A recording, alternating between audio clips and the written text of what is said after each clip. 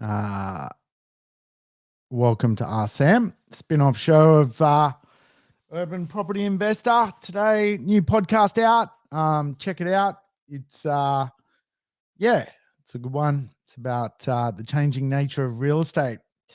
I was told my shirt was not very good, so I think I'll do the buttons up. Hey, crazy market at the moment. Lots of offers flinging around left, right, and center. Today, I thought I would share some insights into a bit of a trap that I see a lot of property investors fall into. Welcome aboard if it's your first time tuning in. I know you just had a session with Jason. That was a good session. I was watching as well. Hey, welcome aboard if it's your first time tuning in. I know you guys are busy, so I won't keep you forever, but I wanted to talk you through one of the big opportunities property investors have, along with also some of the, I guess, insights and a lot of the subtleties property investors miss out on when it comes to property investment. Morning, Chris, Allison, as always. Hey, I'm going to flip over to my iPad and hopefully you guys can kind of see that. Now, I've kind of pre-drawn this because I'm a bit scruffy with how I use the pen, but I wanted to talk you through some of the really problems property investors buy and try and help you potentially realize some value in some real estate you may already own. So real estate is kind of divided into two sections. One section is more of a contract business. And for me, I like to teach people to end up in a place where they've at least got 4 to 5 buy and hold properties, because this stuff looks after you when you retire. This is the stuff that will pay you when you don't have a job. So buy and hold to me is probably the most critical part of property investment. But buy and hold is actually a human business. It's about people. Passive income is actually from real estate is actually about understanding humans. And humans are going to be your tenants. They're going to be the people that buy real estate off you. Buy and hold real estate is a human business. And for that reason, it needs to be understood from what human beings actually want. As opposed to other types of real estate investment, which are not buy and hold, doing things like buying a block of land and subdividing it, splitting it in two and selling it. It's not really an emotional business. It's not a human business. Development, quite often that's about making the mathematics work, buying a site, rezoning it, coming up with the strategy around how to activate a development. This is a contract business. Very, very different to a buy and hold business, which is a human business. You're dealing with people. People have problems. People, like tenants, can, have, all sorts of things and emotional reactions to real estate. So there's two types of real estate. There's contract real estate businesses, and then there's buy and hold real estate businesses. I'm a big believer you want to do both, but you really need to build your foundation first, which is your buy and hold real estate business. And the sheer reason for that is you want to hold something when you don't work. So what I see a lot in property investment is what I call a UPV, an unrealized potential value, that a lot of property investors have, and they don't necessarily comprehend they actually have this in their portfolio. Or when they're buying real estate, they kind of don't understand that actually they're buying a problem. Anytime you buy real estate, you buy problems. That's the point of being a property investor. You buy a problem and then you solve the problem. That's the concept of property investment. So when we know that we're buying problems and our solution is making humans happy in a buy and hold logic, then we need to look at our real estate and work out how we can make it actually better. Now, when we acquire real estate, there is kind of this, I guess, culture that the job is done, but actually the job just begins. And as soon as you acquire, you need to really factor in consolidation. Now, you can consolidate real estate by consolidating debt. You can consolidate real estate by working on a rental growth plan, or you can consolidate real estate by working on a growth plan from your assets point of view. If you're going to keep the asset, you consolidate, you work out how do you make this problem work, right? Because you have bought a problem. Now, one of the things I see a lot with real estate is property investors buy generally properties which are not or haven't had kind of the Midas touch by an owner occupier. And when you think about it, it makes a lot of sense, because why would you go to the extra expense of making a property absolutely awesome if you're not going to live in it? Now, there was some logic around, well, I'm never going to live in the property, so why would I ever improve it? I think those days are really over. And when I look on realestate.com and domain.com and surf the internet for deals, it is very obvious which property is owned by an investor and which property is owned by an owner occupier. And it's also very obvious what the market is wanting to pay for a very nice owner occupied property. They will pay up to 30% more for the same property if it's had the Midas touch by the owner occupier. Now, this goes back to our original conversation. There's kind of two types of businesses we run as a property investor. We run a people business and we can run a contracts business. Again, a lot of the logic of owning a buy and hold portfolio comes from the contract section, but it doesn't work because real estate is an opinion sport. If more people have a better opinion about a property, they're going to rent it for more, they're going to pay more for it. It's as simple as that. Some properties today in this crazy marketplace have 25 people wanting to buy the same property. The same property can be sold 25 times over. Now, I'm making a lot of offers on properties every single day, and I can tell you that the properties which have very good buy and hold human interface are going for the most. The ones which have basically a sterile investor look and feel are not achieving the same results. But that's okay. We've just got to recognize as a property investor, we buy problems. That's the point of being a property investor. So appeal, this section here equals dollars. That's as simple as real estate is. You've got to buy something and then improve the appeal, and that will equal dollars. And now when you think about someone who typically lives in a property, they work on the appeal of that asset daily. They'll think about going to Bunnings. They'll think about putting new curtains in. They'll because they're living it, they're feeling it, and they're seeing it. And so detail is really the conversation. Now, as a property investor, we often buy real estate with a desktop point of view, a helicopter point of view. But it's actually the detail that brings a lot of money for people and improves the value for real estate assets. Now, again, these are really simple things, but so many property investors don't do it. Had a client last month have to sell a property. She got into some financial challenges in her home state of Adelaide. She owned a property in Brisbane. She bought the property. It was 2 years old. She's done nothing to the property.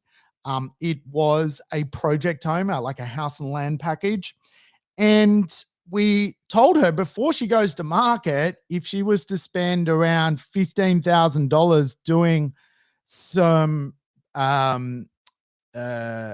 detail, she would probably get about $50,000 more in her sale. and she didn't want to do it. She didn't want to put the pain in. She didn't want to spend the money, basically. So she took a desktop approach to that sale. She still did really well. She ended up pulling out about $75,000 gain, but it could have been $125,000 to $150,000 gain just by doing some things, by being human, by adding some humanistic experience to a buy and hold property. So these are the types of things I see all the time. And whether you're buying a new property or an old property, you're going to run into this as a property investor. And I think quite often, because people do buy new properties because there is a lot of benefits to new properties, they kind of forget that even buying a new property, it can be a little bit sterile. It can be a little bit bland. It can be lacking a little bit of pizzazz, I would say. So our job as a property investor is to bring the pizzazz. That's the point of being a property investor. Now, when do you bring the pizzazz? Do you bring it straight away? Well, remember, acquisitions, if you like, is about recycling deposits. So you bring it if you can recycle deposits, for sure. You leave it if you potentially are better off just spending the money and buying more assets, right? But between 5 and 15 years, you usually want to be able to bring a bit of the soul, so to speak, to a property. So what are some simple things to activate the detail that owner occupiers pay more for? And renters, the same thing. 75% of renters in the market will pay more rent if the property was nicer. And that is a pretty interesting statistic. Again, most property investors don't really consider. Now, I look at properties all day, every day, and I can tell you, I can see from a mile when a property investor, even positive real estate property investors, own a property, because it looks exactly like it was the day they bought the property, exactly like it. It has not changed. There's no flare, there's no curtains, and so your job, just realize any property you're buying a problem. So the first one, which I think is a nice, simple one to do, is always paint, right? What I often see is investors will obviously just let properties decay. And owner occupiers will constantly do things like touching up properties, painting it, making sure a property looks really, really good. Probably the easiest one, I think, to add value, and I always do this myself, is landscaping. Now, it's quite often when you buy, obviously, a house, particularly if it's a project home, it won't come with landscaping. So you look at the backyard and you've got fencing, which is basically not painted. You've got a garden where there is no garden bed. And really, between fencing and painting, I think it's fencing, landscaping, and painting. I think you've literally got the ability to activate a better look and feel for a property straight away. Now, again, like you go into a backyard of a project home, it's unpainted, treated pine fencing with no trees. And you go into an owner occupier's home, it's the polar opposite. It's painted fencing, it's vines growing on the fences, it's potentially landscaped, it's got a garden bed, it's got hedges. You know what I mean? It looks nice, right? So the sheer fact that you're in a human business and then you offer the market something that doesn't even look nice, then all of a sudden, the longer you keep that without activating it, the more unrealized potential you have in your property. And again, these are just simple things. Like I always do this. And sometimes you don't buy it if you're building new because it's expensive from the builder. It's easier to give up 2 or 3 weekends and just go to Bunnings and do this stuff yourself, right? So what other things? The street appeal. The street appeal requires a lot of effort. And again, these are things like fencing, which to me just makes so much sense for properties. I was looking at a property yesterday and it's got the best fence you can imagine, that is just unpainted and unloved. And what that is doing to people who drive past the property and renters is making the property actually less interesting to humans. All that needs to happen is paint the fence and put some trees up, buy some bottle brush, some Australian natives, some agaves. All of a sudden, you've created landscaping and a better front appeal. So it's amazing that property investors never do this stuff. And I always do this stuff. I always put aside some money to make my property stand out to be the first rented, even in the new section of the market. And like in apartments, like what I've typically done is things like feature walls. Like it's amazing to me, you can look online and you see very homogeneous, sterile assets that, just with a coat of paint or even some wallpaper, or in apartments, curtains, better appliances, is such a great way to increase rents and attract better value. Flooring is a big one. And again, this happens a lot, even in new construction. When you buy a property, you might get, I don't know, polyester carpet that is put into the property. That doesn't mean you have to have that polyester carpet for the rest of your life.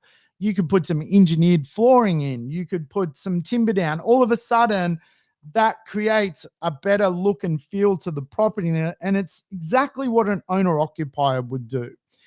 And so tapware, windows, for me, like I'm always working out, well, for a property, I'm a big believer in, if I can ever turn a door into a bifold door, I'll go and do it, because it just creates more indoor-outdoor flow for a property. And little things with apartments, like I typically put a breakfast bar in the apartments I own, because again, the balcony is a key space for people. That is their second place, if you like. And if you can make it better for them, why not use owner-occupier logic? So in my apartments, I've got basically breakfast bars, and I've got wet kitchens. In other words, I've got approval to put an outdoor kitchen on the property. So these are the types of things you've got to think about. I'm not saying everything's perfect for your property. Some of your properties, no doubt, don't need any of this stuff right now. But the point is, you can see a huge amount of difference in a property market boom for assets which are well cared for, as opposed to assets which, are not. And if you are selling, and particularly in this consolidation phase, perhaps you're going to sell some real estate one day, I highly recommend, making sure you bring appeal to the property to bring the dollars. Don't just think that you've just bought a property and that's it. Again, you've got to go into, as soon as you acquire, you're consolidating. You're like, well, how do I actually make this property better? Oh, it's a newer property, but I can still make it better. I could do, bifold doors. I could rearrange the balcony. I could rearrange the fencing. I could paint the fence. Again, we've got to realize that investors, though it feels like a lot of money for us, most investments are 400, 500, 600, 700, maybe now $800,000. And though that sounds like a lot of money, to be brutally honest, it's no longer a lot of money. And so we've got to bring some of this stuff into what we do. Whenever we buy real estate, I bought a property, same properties as a lot of the clients bought. I bought one, in Brisbane just recently. It's being built, and I've chosen the upgrades. I chose all the upgrades. And the reason is, again, it comes back down to, if you're buying and holding, you're in the business of people. If you're flipping real estate, doing a development, maybe doing a land subby, you're in the business of contracts, not people. In some respects, this section is a lot easier because you are not involved with people. But as I alluded to, trading real estate, you need something when you are not going to work. Hey, Ella said, thanks, Sam. My husband and I have been debating about adding a few features to our new property apartment that we live in, and would like to make it a rental. It is lacking storage and in the kitchen and privacy on the balcony. 100%, 100%. Storage is a big one. Recently, interesting enough, right? Sometimes within strata schemes, there's space, right? And what happens in strata schemes is perhaps in the garages or sometimes in some nook and crannies of the building, there's all this voids, basically space. And the strata scheme, because fundamentally, you might have 30 people in the scheme. Consensus is always hard. People, it's hard work. People will, debate things to the cows come home. It's like the, United Nations sometimes being in a strata scheme. But when you have practical people, what we did recently in one of our strata schemes is we created around 40 storage cages, and they went on title, and they became purchasable for $6,000. So we actually raised around, what's that, 40 times 6, I don't know, call it $280,000 by selling more space, which was unused in the strata scheme, but also what that did to the assets that or the vendors in the scheme. They ended up with, I think an extra 6 square meters of storage.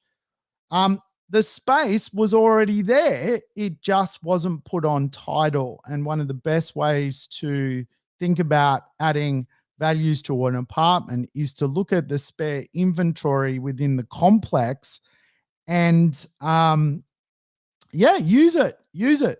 Because strata schemes, sometimes when they're set up, they're just set up very simply. There's a car park, there's an apartment.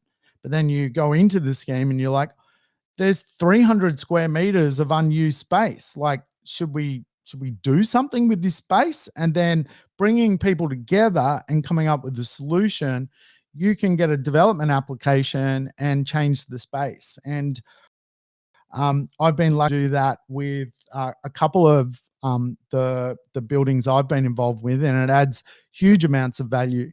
So sometimes with apartments, don't just think about the space internally, think about the external space. What could we use to activate? And quite often in many owners corporation schemes, there's a lot of wasted space that just needs someone with a bit of vision to actually go and take that to a meeting and get it going. I've got a property at the moment which, when it was built, it had a void there's nothing in here, and all of the apartments have these voids. The reason they have voids is the car park ratio for the developer who constructed it. He had to reduce the size, otherwise he was going to need to put more car spaces in the complex. And so he just created an airspace, and that airspace is about 10 square meters. And every apartment has this 10 square meters that we've got to work out now how to take back, which will bring a huge amount of dollars, probably worth about $100,000 alone, based on the square meter rate. And like, as council has changed its density, this void is now available for us as property investors. Anyway, I'm probably dragging on a bit now. So, hey, thanks for listening in. And just remember, you're in the people business. So provide some value.